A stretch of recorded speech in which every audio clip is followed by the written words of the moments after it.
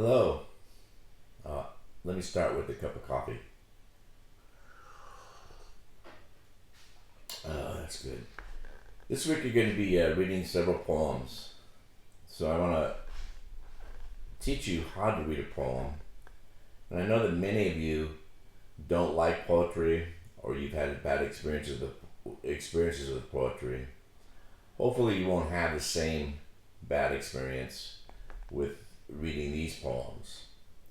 I really do enjoy reading poetry. It is succinct, to the point, and it is so graphic. The imagery is just amazing. So enjoy this lesson. Let me get another cup of coffee, or a sip of a coffee. Okay, how to read a poem. First of all, read with a pencil. Always annotate. Think about circling important or striking words, repeated words, because those are important. Examine the basic subject of the poem. What is it all about? The title is always important. Consider it. What genre is it? In other words, is it some sort of a lyrical poem, or is it a dramatic poem, that kind of thing? So think about the genre. And what does it promise? After you having read the poem, you want to come back to the title to consider further its relationship with the poem. So think about how the title actually relates to the poem. What's your initial impression of the poem subject? Don't minimize this, because many times your initial impression is the correct impression. What's it about? Push yourself to be precise. What's the poem's basic situation? What's the context? What's the historical context? Where is it being located? Because the poem is highly compressed, and that distinguishes it from other types of writing, it may help you to try to unfold it by paraphrasing the poem aloud. In other words, take it and just paraphrase stanza by stanza or the entire poem. And then the other thing is what's the verb in the subject in each of the different lines? Is the poem built on a comparison or analogy? For instance, woodchuck was an analogy. It was analogous to the Holocaust. So how is this comparison appropriate? And how are the two things alike, and how are they different? What's the author's attitude? Let me get another cup of coffee or a sip.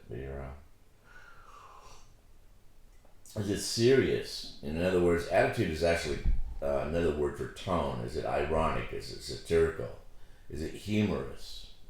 And does a poem appeal to a reader's intellect, emotions, reason? Consider the context of the poem. Are there any allusions to other literary or historical figures or events? And how do these add to the poem? And what do you know about the poet? You may want to read some biographical material about the poet, because there are at times critical issues in their own lives that influence their writing of the poetry. Study the form. Consider the sound and the rhythm of the poem. Is there a metrical pattern? Is it iambic pentameter? If so, how regular is it? Does he use rhyme or she use rhyme? Are there divisions within the poem, marked by stanzas, by rhyme, by shifts? And why does the poet shift in perspective at times? How are the ideas in the poem ordered? Is there a progression of some sort? Is it from the simple to the complex? From the outer to the inner? From past to present? From one place to another? Is there any kind of a climax that you could recognize? Well, we talked a little bit about this in the beginning. What the genre of the poem is. What is it? And then what should you expect from such a poem? One way to see the action in a poem is to list all of its verbs. That's critical. So go back through and look at the verbs. Are there difficult or confusing words? If so, get a dictionary. Look those words up. A good poet uses language very carefully. As a good reader, you in turn must be equally sensitive to the implications of the word choice. What mood is evoked by the poem? Is it sadness? Is it happiness? How is this accomplished? Is the language of the poem abstract or concrete? How is this appropriate to the poem's subject? And does the poet use figurative language, such as similes, personification, metaphors, hyperbole, oxymorons, or paradox? Then finally, so what? What does it do? What does it say?